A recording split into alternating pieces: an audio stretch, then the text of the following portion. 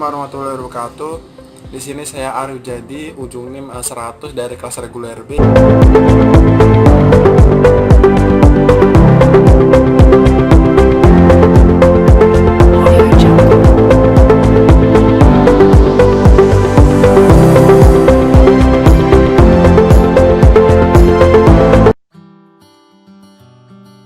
Assalamualaikum warahmatullahi wabarakatuh.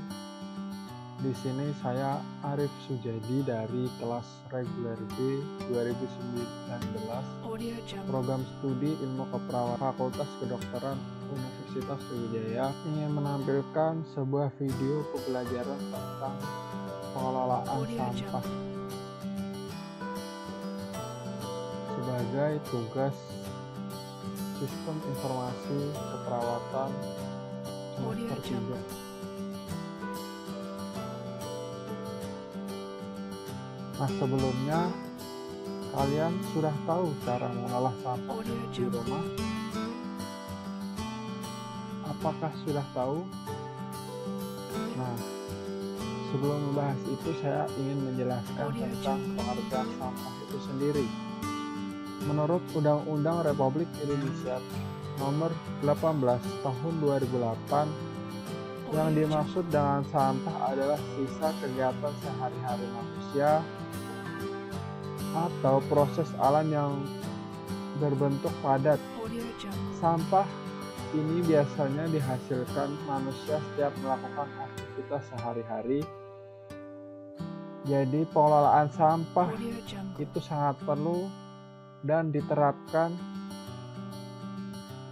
karena pengelolaan sampah itu harus dikelola agar tidak menumpuk seperti ini, dan juga pengelolaan sampah menerapkan paradigma baru, yaitu pengelolaan sampah secara holistik dari hulu sampai hilir. Nah, tujuannya apa sih dari pengelolaan sampah itu sendiri? Tujuannya itu adalah dari pengelolaan sampah itu sendiri supaya sampah memiliki nilai ekonomi atau merubahnya menjadi bahan yang tidak membahayakan lagi bagi lingkungan. Dengan melakukan pengelolaan sampah di rumah, seperti sampah rumah tangga yang baik dan benar, kita dapat membantu untuk mengejar mimpi, menekan dampak negatif dari sampah itu sendiri bagi lingkungan.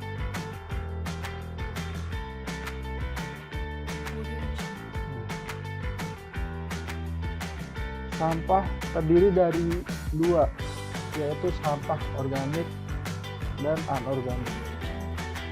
Bedanya apa sih sebelumnya? Beda dari sampah organik dan anorganik itu sendiri, sampah organik biasanya berasal dari bahan yang kita makan, yang kita konsumsi, seperti kulit, sayur, buah-buahan, cangkang telur, tulang ikan, tulang ayam, dan masih banyak lagi.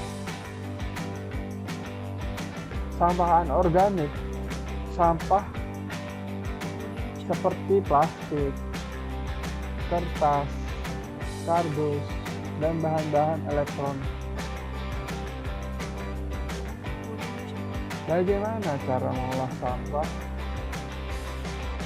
Nah, di sini saya akan membagi tips yang mudah dalam mengolah sampah. Nah, cara pengelolaan sampah yang pertama adalah kita memisahkan tempat sampah untuk organik dan anorganik. Yang kedua adalah ubah sampah organik menjadi pupuk kompos. Yang ketiga, ganti alas plastik sampah menjadi koran atau kardus. Yang keempat, mendaur ulang sampah anorganik kering.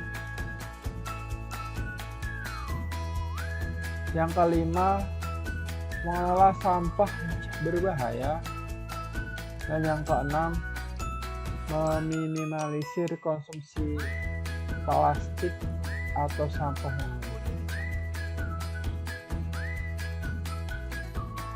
Nah, yang pertama, memisahkan tempat sampah untuk organik dan anorganik. Nah, di sini di foto ini terdapat seorang pria yang memisahkan sampah organik dan juga anorganik.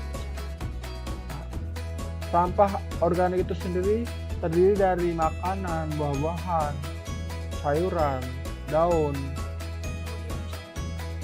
Nah, dimasukkan ke dalam tong yang berwarna hijau sebagai tempat sampah organik dan tong yang berwarna orange sebagai tempat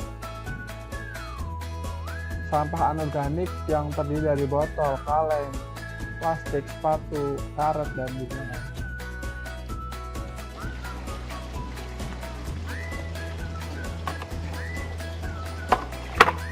Memisahkan sampah anorganik dan juga organik.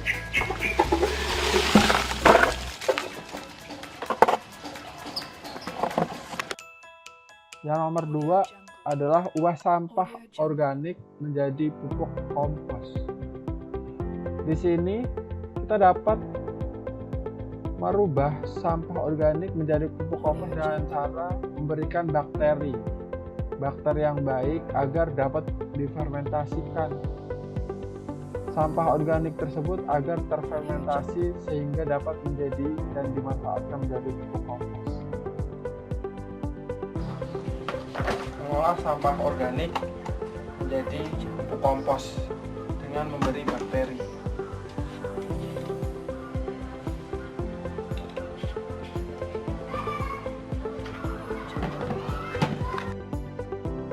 Yang ketiga adalah ganti alas plastik sampah menjadi koran atau kardus. Biasanya tempat sampah yang kita gunakan itu biasanya terdiri dari yang terbuat dari plastik.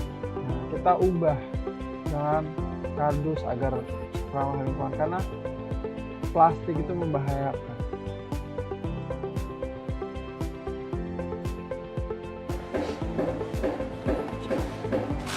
Mengganti alas sampah yang plastik menjadi kardus atau koran.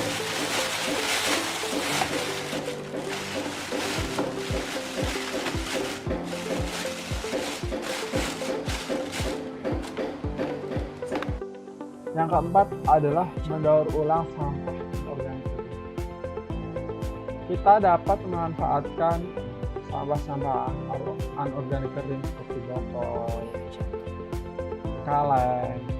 Kita dapat memanfaatkannya seperti pada gambar ini, kita dapat memanfaatkan sebagai pot tanaman, tempat tanaman. Kita dapat mewarnainya, mengecatnya agar tampak lebih cantik.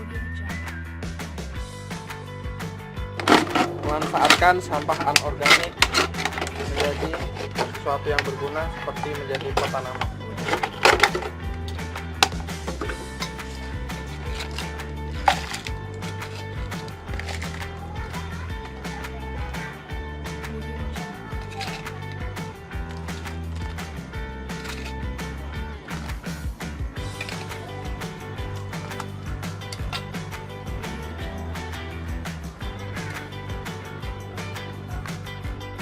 Yang kelima adalah mengelola sampah berbahaya. Kita dapat mengelola sampah yang berbahaya seperti kabel-kabel ini kita kumpulkan. Habis itu kita kelola gitu. Sampah berbahaya itu sendiri terdiri dari kabel-kabel, botol-botol, kaca. Mengelola sampah-sampah yang berbahaya.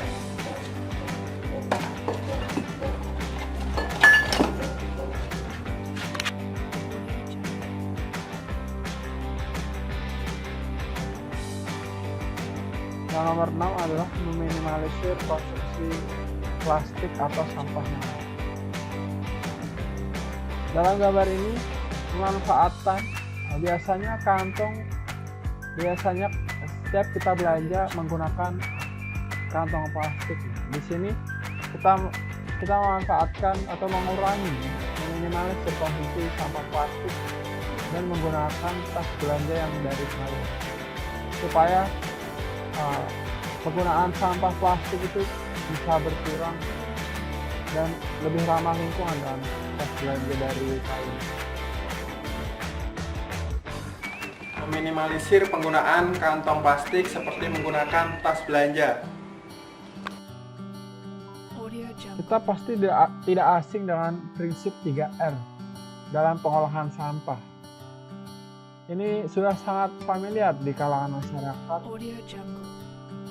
Prinsip 3R itu sendiri terdiri dari reuse, reduce, recycle. Reuse adalah penggunaan kembali.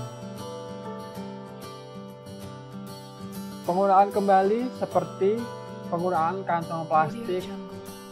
Kita gunakan kembali agar tidak menumpuk. Penggunaan kembali botol-botol, penggunaan botol-botol kita gunakan kembali seperti tadi, dimanfaatkan kembali sebagai vas tanaman agar lebih berguna lagi. Yang kedua adalah reduce atau pengurangan. Kita bisa menekan penggunaan sampah plastik dengan menggunakan seperti tas belanja yang dari kain, dan tas belanja dari kain itu bisa dimanfaatkan terus-menerus sehingga kita dapat menekan penggunaan plastik itu sendiri karena berbahaya bagi lingkungan. Yang ketiga adalah recycle atau daur ulang.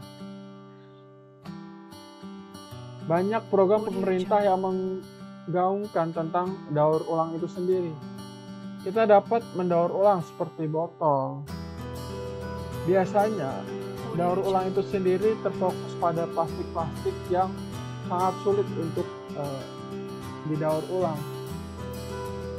Plastik-plastik botol yang berasal dari botol ember, kita dapat memanfaatkannya kembali dengan cara mendaur ulang. Demikian video pembelajaran dari saya. Kurang lebihnya mohon maaf. Wassalamualaikum warahmatullahi wabarakatuh.